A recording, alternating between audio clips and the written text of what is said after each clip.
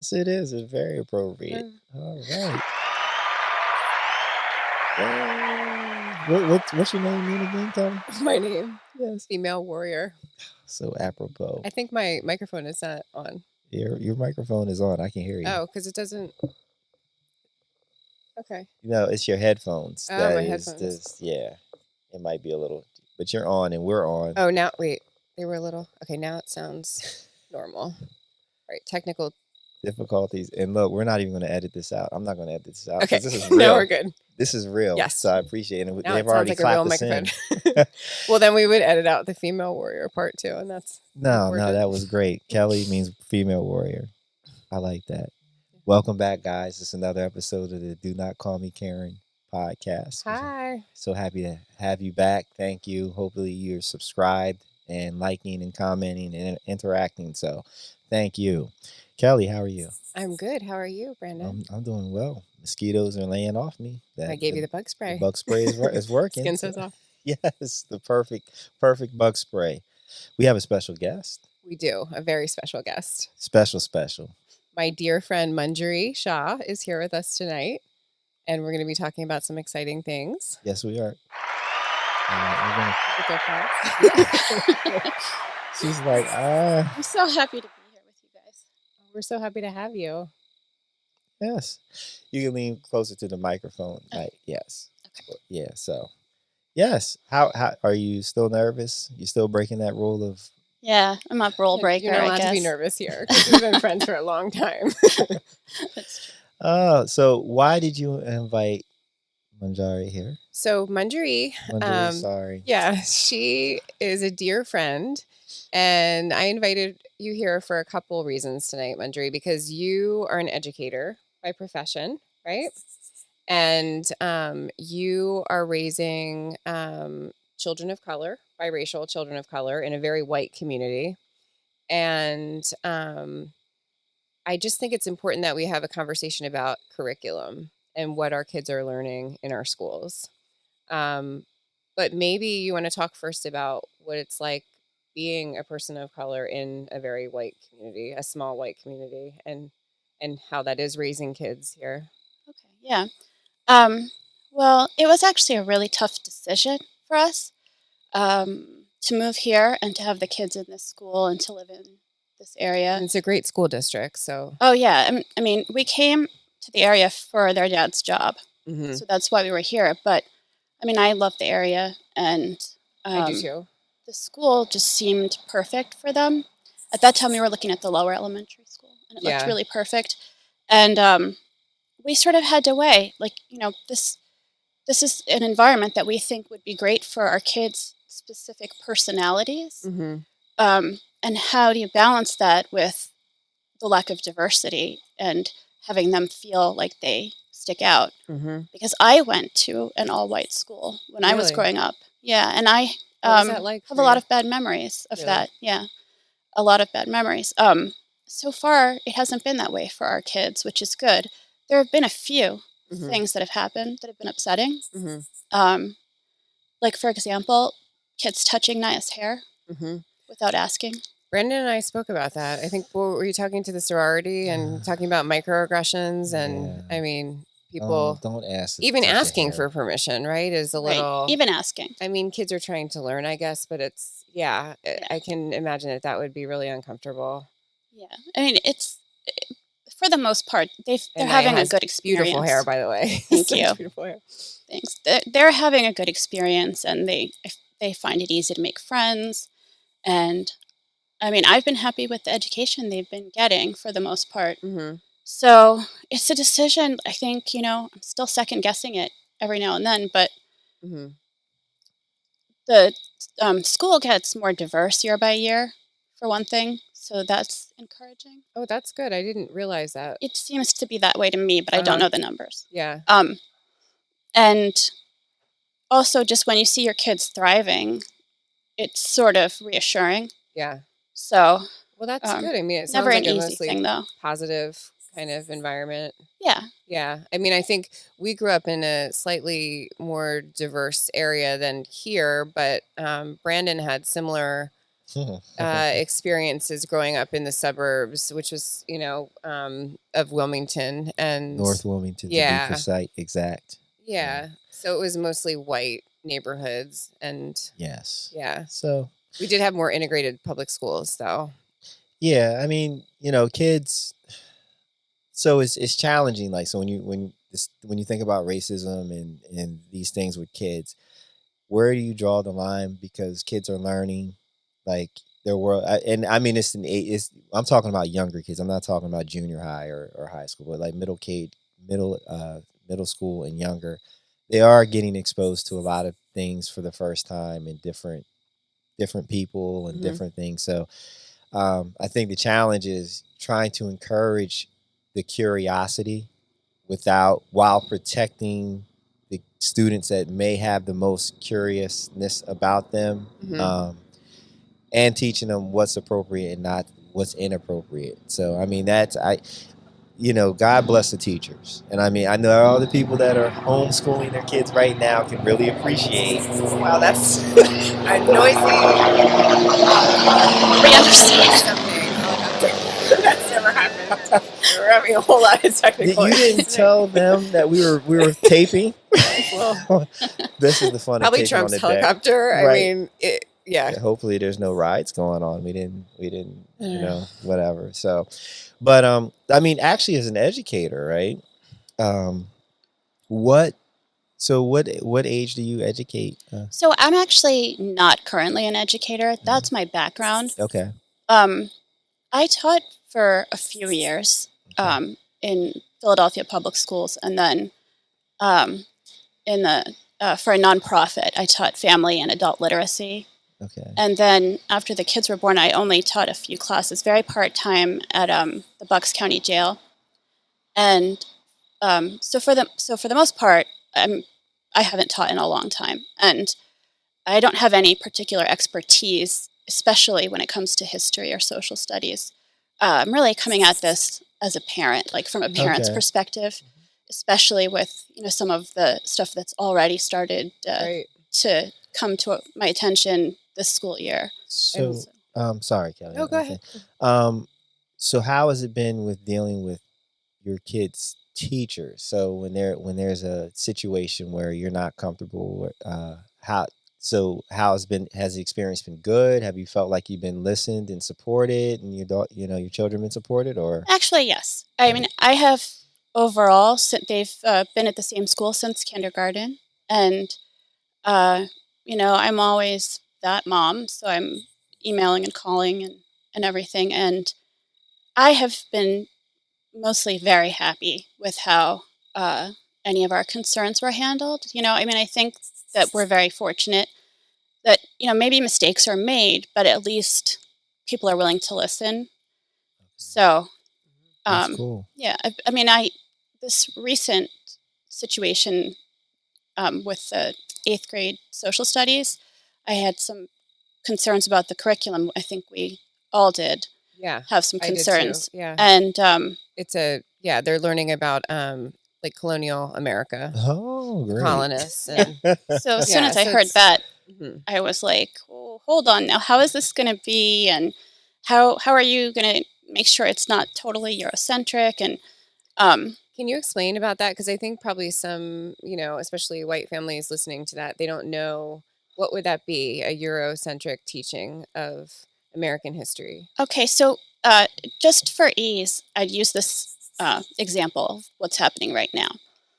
So when they're teaching about colonizers, or as they call settlers or colonists, the story, first of all, the narrative starts with, we came from England and we came here. It's not told from a perspective of, it's not we were here and these people came in and everything changed. I mean, it's assuming everyone was from Europe. Exactly. Yeah. And it's making them the stars of the story when it comes to history. So even when there are truths taught that maybe we didn't get to learn when we were in school, it's still sort of like it's like a side note. In addition to bravely coming here and fulfilling their dreams, they also didn't treat some people very nicely. You know, I mean, I know they go into it more than that, but my point is, it's only from one perspective. Right.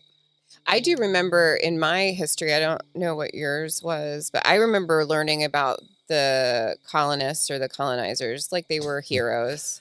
I mean, we definitely covered slavery and we covered other issues, but it was like these white people were the heroes. They were right? heroes. I They mean, were and very they were heroic. stars, like you said. They were brave. Yeah. And they were sacrificing, and they did these amazing things, which I guess, considering they did do some amazing things, it was just they were amazingly horrible on top Right, of it. exactly. Yeah, and you want Right. a holistic picture, right, for our kids. Absolutely. To be learning. Yeah. And I think it's very important also to look at contributions made by marginalized groups and not just to describe them as victims, even though that is very crucial to talk about, you know, the really ugly aspects of our history as a country. But there's more to it than that. You know, I think students of color need to feel like their ancestors' lives are worth learning about, that they matter, and not that, you know, there's some sort of actual superiority when it comes to European and American. Right. So that your children sitting in class feel less than the other students. Yeah, or just feel outside of it. Yeah. Yeah. I must admit, you just got me really angry now that I'm thinking about my whole, like high school, middle school, because I never really gave it much thought. I think I was one class shy of having an African American culture major or minor from University of Delaware. I took a lot of classes, as well as I took elective classes in high school. So I guess I never really thought about. Did you have African American elective in high school? Yes, Mr. Cooper, Dr. Cooper. He was. I don't know if we had that. I mean, because like he was, and you know, didn't realize it, but he like actually championed that to teach that class, to offer that class, and I believe he had a PhD in African American culture at that time, because I don't think we had that, and we were in the same school district but different high schools. So but yeah, I mean, you actually touched a nerve because I never really thought about it like that. Now I do admit, now that I like go to see my niece and nephews like Thanksgiving thing, and they're like, the Pilgrims came and they shared turkey with the Indians, and like, you know, that it hits a nerve because I know the history more. Like, okay, that's bullshit. Like, you know, they've sanitized it to the point where there's no trauma, there's no ugliness, it's just this kumbaya moment. So yes, thank you for getting me to touch my feelings. Yes, you're welcome for just inspiring anger that right. didn't feel. So what? I mean, I know there was a committee meeting that kind of touched upon this tonight, and I didn't get to see it, but did you attend? And what are your thoughts on it? I listened. Yeah. I thought it was very comprehensive how they talked about the steps that are being taken. It's a little too long to go into right now, but they talked about very concrete, specific steps that are being taken and will be taken, and I found it reassuring. They actually mentioned the equity committee several times. Yeah, our school district has a newly formed equity committee, and I'm part of that committee. Like, I volunteered to be on it, and curriculum change would be one of the goals for that committee. Right. Yeah. That's awesome. I expected the kid's teacher to be on, but she wasn't. Oh, that's surprising. Had a conflict or something. But yeah, I thought it was pretty good. Good. Yeah. Well, that gives me some hope. Because I can't imagine having a child of color that's not learning like the full picture of American history in this day and age with everything going on. But I want my white children to also all children know the full. I mean, they can't grow up Absolutely. ignorant, or it just perpetuates, right? I mean, it's important for everyone to learn the true history. I mean, the triumphs of our nation and the failures of our nation. It is very important. No, I mean because when you reflect upon what is being taught in terms of history, there's a lot of holes, just natural holes of like, okay, all this triumph, there is no, all the struggles only are attributed to the white people being challenged, and them overcoming it and whatnot. So yeah, it's not even about kids, minorities learning their history, because it's all of our history. If we live here in this country, it's all of our history. So everybody's being cheated. Everybody is being cheated. I absolutely agree. I mean, this current situation, I don't know if you know, but there's an assignment. The kids had an assignment, which was to write a letter from the perspective of a colonist, write a letter to a friend or family member back in England, explaining why they everyone chose. Had a family member back in England. Wow. Yeah. Oh, no. Oh, that's the holes. Those are the holes I'm talking about. Yeah. Right. So they were supposed to say why they chose one region over another region. And apparently the purpose of it was to compare and contrast different like geographical and social and whatever aspects of the different colonies or areas. So I get it, but it was pretty upsetting, for my kids to be asked to write a letter from that perspective. And so what I said was, I think it's actually ethically wrong to ask them to write from the perspective of people who, had they been there back then, they would have considered them barely human. And so why should they have to put themselves in those people's shoes? And I feel like it's damaging, potentially, emotionally damaging. And pretend that you are your oppressor. Right. Yeah, exactly. Yeah. Yes, pretend that you're your oppressor. And, I feel like it would be more thoughtful to ask yourself, what would it have been like for some of these kids if they had been alive then? And be sensitive to that. And ultimately, it's amazing that you're sensitive to it, though, because you are helping the teacher to learn and grow, right? Right. Yeah. I mean, I hope so. But no, you are.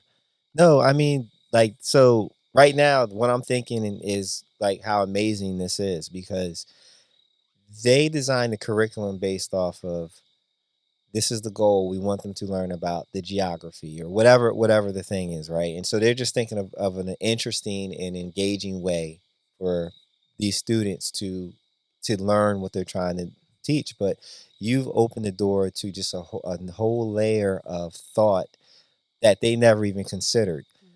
This is one of these moments where I feel like it's easy to kind of point the finger and think that they're being malicious or they're being just insensitive and cold. And it's not that. They're just not thinking, because they're not looking. They have a micro view and they're not taking a macro view of it.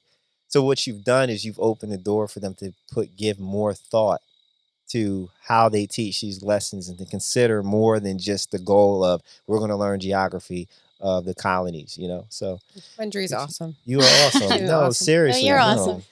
So I have to say, I ultimately am impressed with how the teacher handled this. There was a little tense period where I was getting pretty upset. But now we've arrived at an understanding, and I know they were very upset to think that they had made any children feel bad. Like you said, that's not the intention. And Brandon talks about that a lot. I mean, it has to be about more than the intent, but it's important to you, right? When you consider intent a lot, which is it's important. People make mistakes, and you have to give people room to make mistakes. And if we actually eviscerate people every time they make a mistake like that, then they're going to be paralyzed, right? And you're also not going to be able to get action out of them, because they're going to be on the defensive, because they don't want to get in trouble. They don't want it to be written up in the paper. They don't want all the bad things that can come along with this. So, and your approach, it sounds like it's a beautiful approach, because it gave the educator the opportunity to say, oh, didn't realize that, I didn't even think about it this way. Let me adjust. And now this is something moving forward that it'll never be a problem, at least with this particular project. But hopefully they will have learned to think about things like that, especially when you're talking about the Pilgrims, the colonizers, the Puritans, the Indians, the founding slaves, fathers, the founding fathers. So I'm gonna clap it up for you. Give you Thank you. two. Yeah, no, seriously, It's been a because long that's day, long couple of it's been days, right? Yeah. Yeah. it has been a long. It's been. I can tell you're like washed. Well, You were out. it's crazy because this was kind of just starting, and we were starting to. I was starting to talk about it with Manjari, but the developments in the past 2 days make it even more relevant that she's here on the show. Like when I asked her to come on and talk Yeah. about curriculum, we were just kind of starting to, yeah, Right. dive into it. Yeah, I think sparked by just the subject matter Yeah. that they were going to Yeah, start on this year. exactly. Yeah. Do you think? So I'm so glad that the teachers being open to, doing this better. Do you think that what's your experience with classes outside of history, as far as having problems with the curriculum? Have you seen anything in other courses, or is it mostly social studies? Well, I would say social studies is probably the most obvious class, history, social studies. But it's really important to have a well-rounded education in all subjects. And for example, in the arts, when you look at like artistic, musical, literary contributions from mostly Europeans and Americans, or almost all Europeans and Americans, then you're sending a message that other people haven't produced high caliber works that are worth studying. And so That's a great point. children of color and white children are being done a disservice when they aren't exposed to stuff from all over the world. And like when it comes to literature, it's not just a matter of reading stuff that's in English, because in high school and college, students are reading translations from French and Russian. I don't see why they couldn't read translations from anywhere in the world, and why there's such a heavy focus on European literature and art. Yeah, so I think it matters, and same thing with art and music. Besides the fact that representation matters, it's a very narrow slice of the world that you're giving to kids if you don't include stuff from everywhere. Agreed. Yeah. Well, but look, and that's so. Hopefully, you guys are documenting, and I'm talking about you two, not the listeners, but you guys, you look at the community you live in, right? And the educational framework is representative of the community that you live in, right?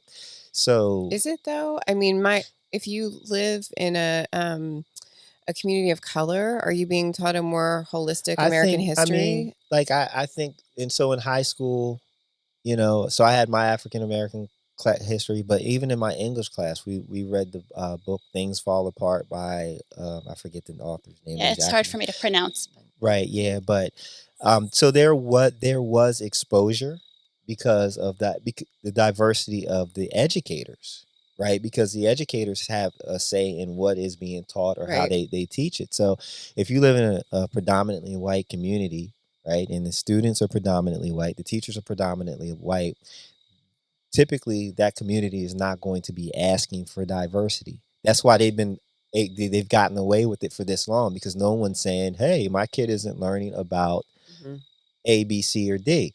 So, you stepping up and saying, hey, ringing the bell, ringing the alarm, and saying this is missing, or you're missing these perspectives, you're just opening the eyes of these of the educators to say, okay, maybe we need to rethink this. And it's gonna be a long journey, because more than this, odds are they're not going to take this one example and then apply it to everything else they teach, right? No, You're going to but have to I keep think pushing. it's a moment in time, like right now, with all of the social injustice and the racial unrest and tensions. I mean, the school board, like I said earlier, like they formed for the first time ever an equity committee. I mean, and that's, it's not just comprised of people of color. So I think it's a lot of the community is ready for a change, and I'm hopeful. I mean, I know it's going to be a long road, but I'm hopeful that we're going to make some strides. No, you will. You're already making strides. If anything is taught, if those kids are exposed to 1% more than what they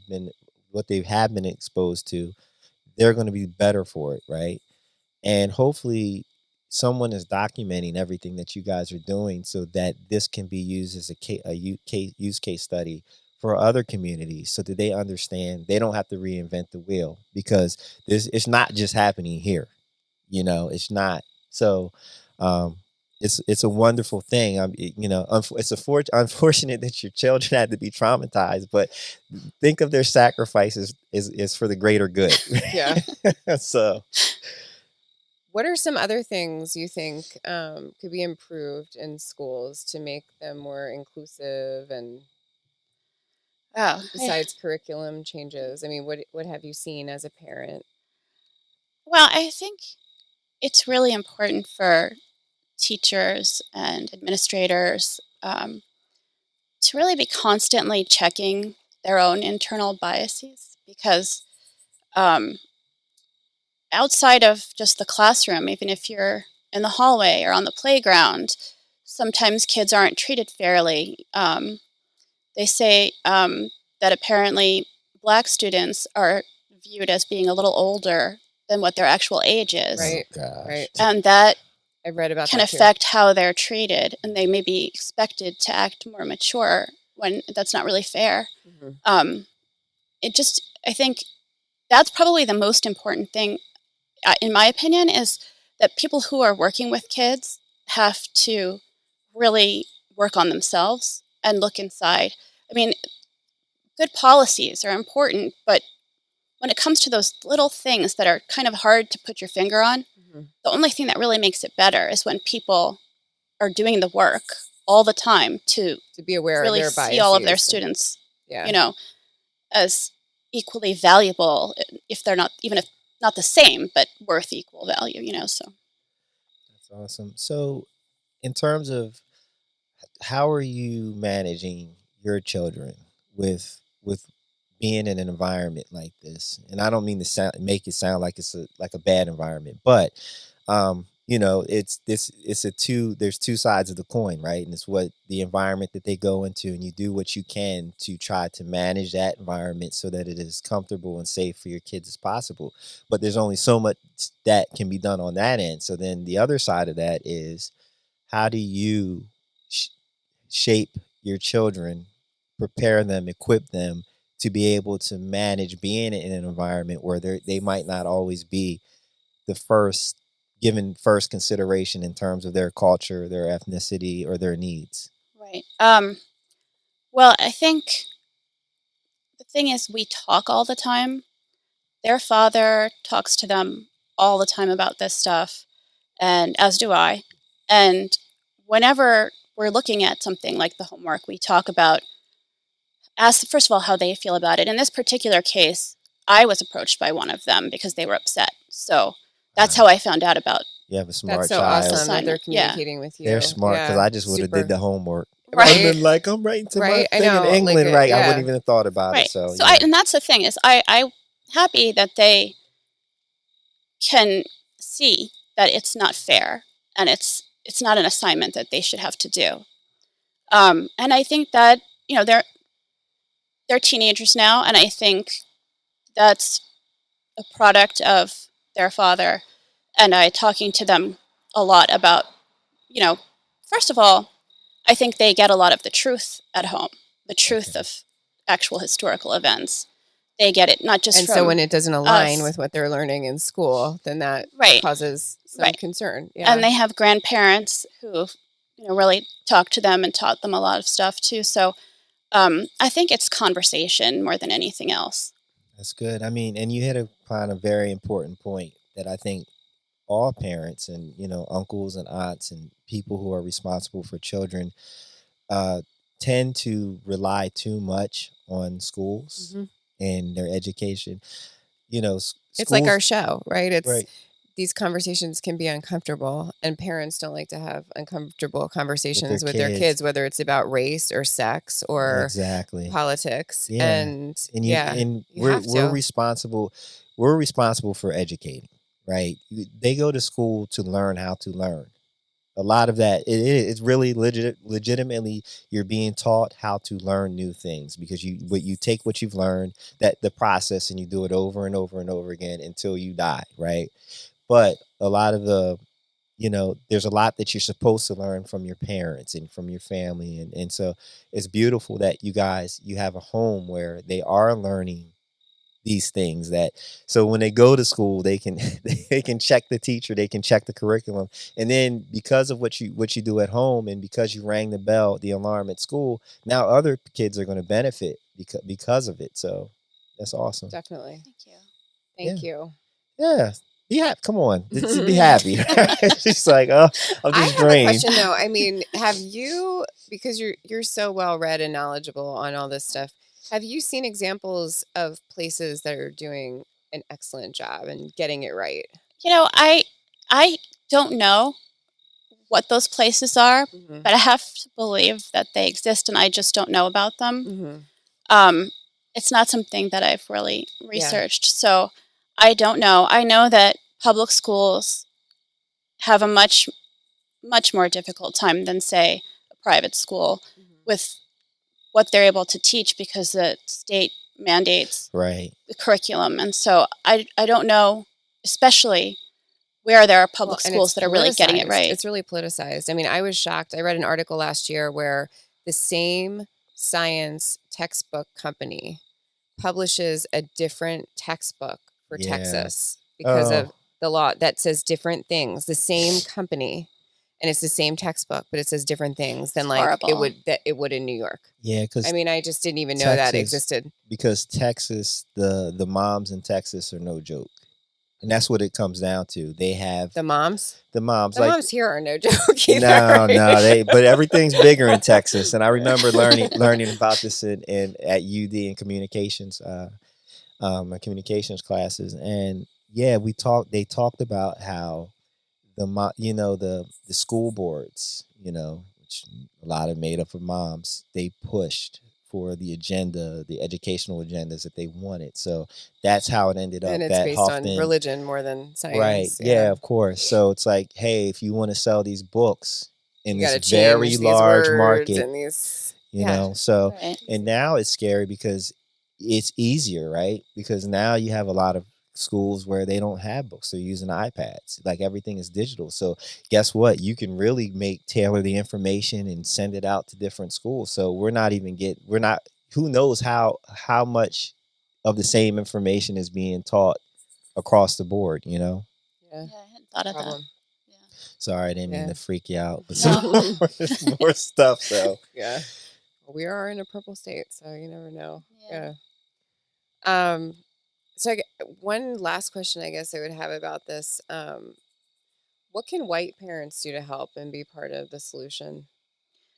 Well, Kelly, I would say you're a pretty great example of what white parents can do. Thanks. I'm trying to learn, though. I mean, I'm just, Yeah, but starting with having conversations early, not thinking like their kids are too young to start talking about race and other important social issues. I think it's really important that they're not trying to teach their kids to be colorblind.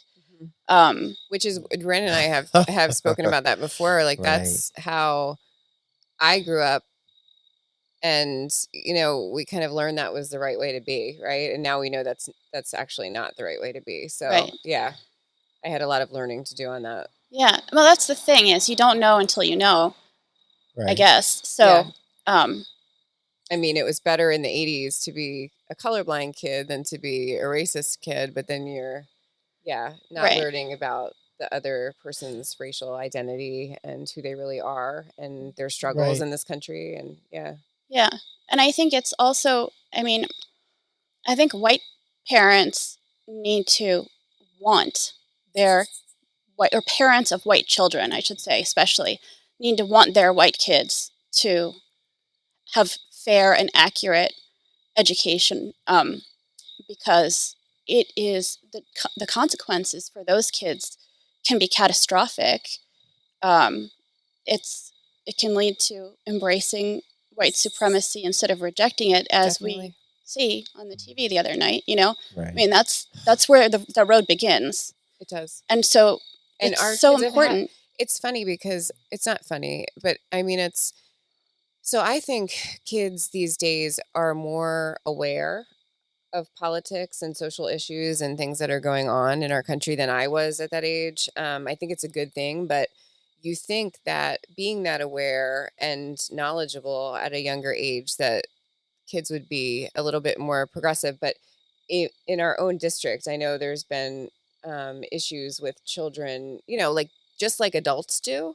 The kids have gotten into the debate of Black Lives Matter, all lives matter, and they are doing the same thing that you see the parents doing because they're on parroting. Facebook. They're parroting Exactly. And it's like, the kids, and you hear about the kids that are doing it, and you know who the parents are, and it's sad because it really does start at home. I mean, it's hopeful because it starts at home, but there's also a bad side to starting at home. There is. I think at the first thing is, dear white people, you got to stop feeling guilty and defensive. And I think that's where a lot of this is where the pushback comes when something is brought to their attention. They immediately push back, and because they don't want to be deemed a bad person. Like, it's not me. Yeah. Right. So, and when you do that, you're not learning, you're not able to adjust. So if you can get over the notion that it's your fault or whatever, it's not your fault what your ancestors are. What our ancestors did is what they did, right? It's only our fault if we perpetuate it. So try not to feel bad or feel guilty about racism and all these things if you're trying to change or if you're trying to learn. If you do that, it becomes a lot easier, because minority people, we will love you if you show that you want to make the change and make the effort, and we will partner with you to try to figure it out together. But if you're going to be defensive about it and you don't want to be, get the scarlet R on your head as racist, I think a lot of it is just lack of education, misinformation that's perpetuated by certain propaganda news services and news, I put in quotes, yes. And just people's lack of education on what certain terms mean. And I mean, I had the most pushback I've ever had on a post on social media that I did about white privilege. And people get so defensive about that because they think it's saying that your life hasn't been hard. You haven't worked hard, that you grew up like with a silver spoon and you didn't come from a working class family and put yourself through college and work 3 jobs. Nobody is saying that. And if they just understood that no one is saying your life has not been hard, but it has not been made harder because of the color of your skin. Right. Exactly. I mean, it's very simple, but that is the most defensiveness that I see. Yeah. I mean, it's that. Yeah, it is. It's guilt. It's like they're really guilty. They feel guilty. They feel defensive. They also apply the feeling like Black Lives Matter, right? When some people hear Black Lives Matter, they think of it in the same tone as white power. And that's not what Black Lives Matter is anything about. No one's trying to overpower white people or anything. It's just we're trying to get equal things out. And then the whatabouts. That I'm so tired of the whatabouts. about the what about me. So even when there's an effort to bring equality to a situation, there just seems to be someone that's not Black or brown that is like, well, what about me?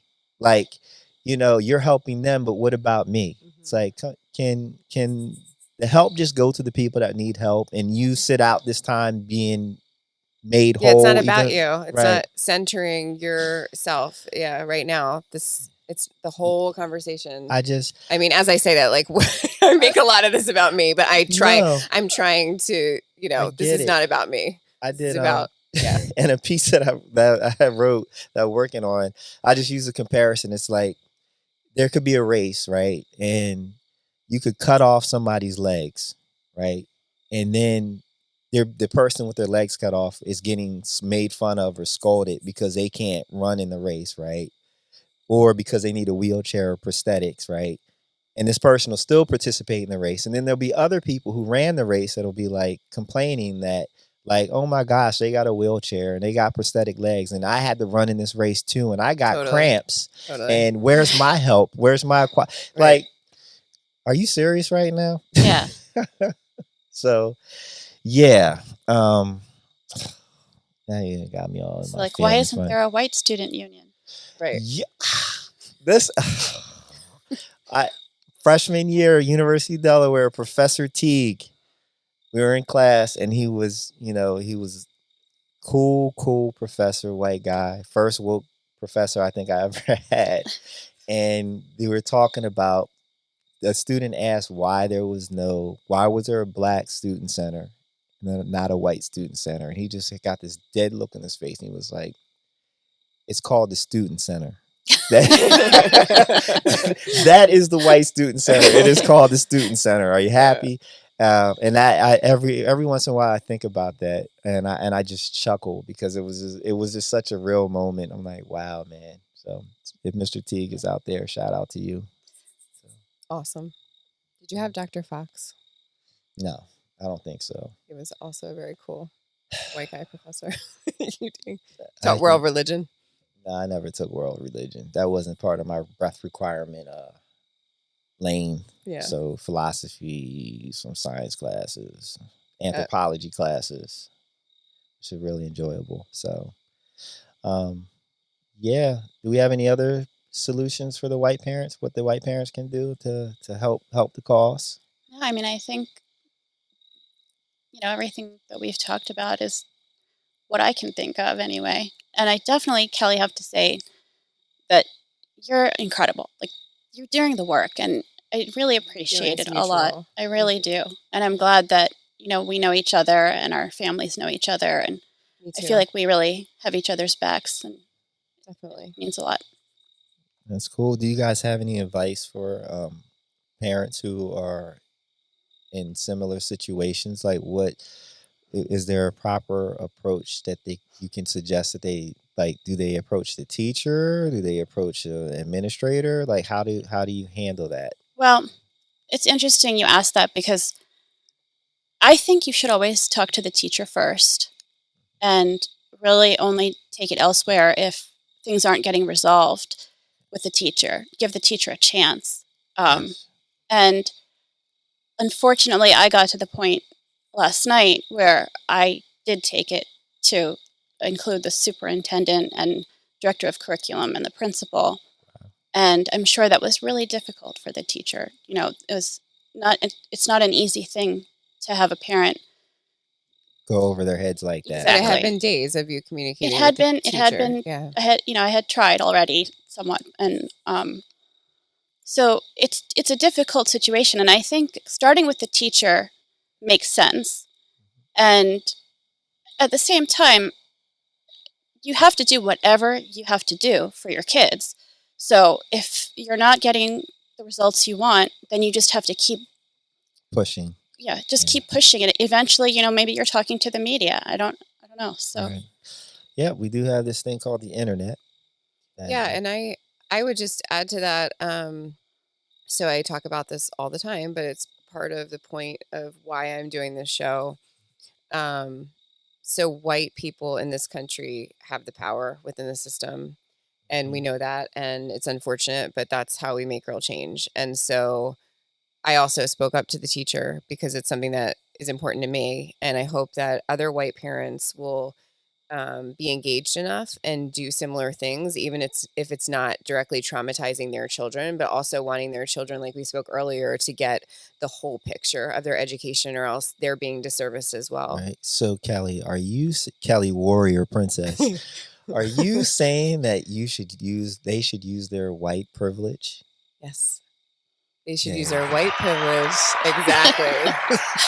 Yeah. No. For positive change. I mean, I fully admit my white privilege, and I'm trying to do that. And I hope that we should all. I mean, there's black privilege, there's white privilege, I have a ton of all kinds of privilege. We should use it whenever possible if it's to benefit and help the greater good. So, even if it's not about you, but ultimately it's going to be about you. I mean, that's what I'm saying. Like, if my child wasn't directly traumatized by this project, she's still not learning what's wrong about that. So, and that's, absolutely. A problem. Yeah. And also the rest of the world, they might not end up in a place that's exactly like our little town. Yeah. Right. And they'll be unprepared, really, if truly they keep, so much inside of a little bubble. Truly. I think it's very important just to instill intellectual curiosity, to kids, right? And if they're not being introduced to different things, different ideas and information, then they're not going to be curious. Not they're more than likely they're not going to be curious. So that is important, like to open up this perspectives and hopefully trigger that curiosity to them, because the more curious they are, the better learners are going to be, better students are going to be. They're going to have a better path in life. And I'd also like to encourage parents that, again, you can teach. Like, and I mean, I know there's a lot on your plate, but you can take, if you're in the Northeast, you can take that trip down to DC and to, the African American Museum, the new museum that opened up. You can, there's a new one right in New Jersey in Cape May that just opened up. Right? Yeah. Yeah, there's Underground Railroad Museum. Yeah, there's all kinds of museums, and it's not just with African American culture, or I'm just going to call it American culture. You know what I mean? But I mean American history. But as well for Jewish. Yeah, we took the girls, and I'm so glad that we did it last winter to the Jewish Museum in Philadelphia, The new one on where they Market. had the exhibit of Ruth Bader Ginsburg, and it was phenomenal. And I'm so glad that we got to see that before she passed, and that they actually got to see all of this and learn so much about her life. Yeah, I mean this show is we're hyper focused on racism, but the ideologies to end racism can be applied to ending anti-Semitism, or anti what are the other isms, because I'm tired and my brain's not working, but I don't know, anti-womanism, gender discrimination, misogyny, all of these things. Like, so it's very important that we ourselves are curious about these things, but we instill it in our kids, so that the world will definitely be a better place when we're old and they're taking care of us, and so please do that. Please do that. Yes. Are we done? I think we are. Yeah. Did you finish your wine? No, not yet. We didn't even give her a chance to drink it. I promised Manjari wine. We haven't been able to drink any of it. So she's like, cheers no. Afterwards. It's all good. Yeah. Do you have any other advice for parents out there who might be in similar situations as you, or did you give it all up? I think that might be it for me. I mean, it's really important to stay in touch, I think, with what's going on. When our kids started out and they were in kindergarten and first grade, I saw that they weren't learning the ridiculous Thanksgiving myth that I learned at that age. Right. And I thought, this place is much more progressive, and things have changed so much, and it's all better now. And so I trusted the school and became complacent. And I think that was a mistake, and that I need to keep a much closer eye on what they're actually learning. So, I mean, that's the last suggestion I probably have. Yeah. Trust but verify. There you go. Trust but verify. All right. Well, we're going to wrap it up. Thank you so much, Manjari. Yes, please. Thank you guys so much. Informative, and thank you for so good to having hear me. your perspective and your experience. And thank you for what you're doing. I mean, with everything that's going on, 2020 has just been a rough ass year. So, and I know kids are important, but there's a lot of people that just would have let it go. They just do the assignment, whatever, and keep it moving. So, thank you for what you've done, because it's not just going to help your children; it is going to help lots of other babies. So, thank you. You're making the world a better place. Thank you. You guys, I hope you're subscribed. I hope you're sharing. I hope you're commenting. I hope you're letting other people know about this. Hope you're getting ready to vote. Oh, yeah. Please vote, and vote the right way. And if you're not going to vote the right way, stay your asses home. We don't need your votes, okay? No. But you're probably not watching our show either. So, but if you have friends that are voting the wrong way, you can tell them that we said that. Maybe they'll watch the show. But yeah, thank you for tuning in. Thank you for the support. Thank you for the love. Thank you for the comment, the feedback, the interaction. It really means a lot, and it just keeps us doing what we're going to do. We're feeling all the love, and it is so appreciated. We might be out here on this deck in our north faces in the wintertime, but it'll be worth it. Our pandemic podcast.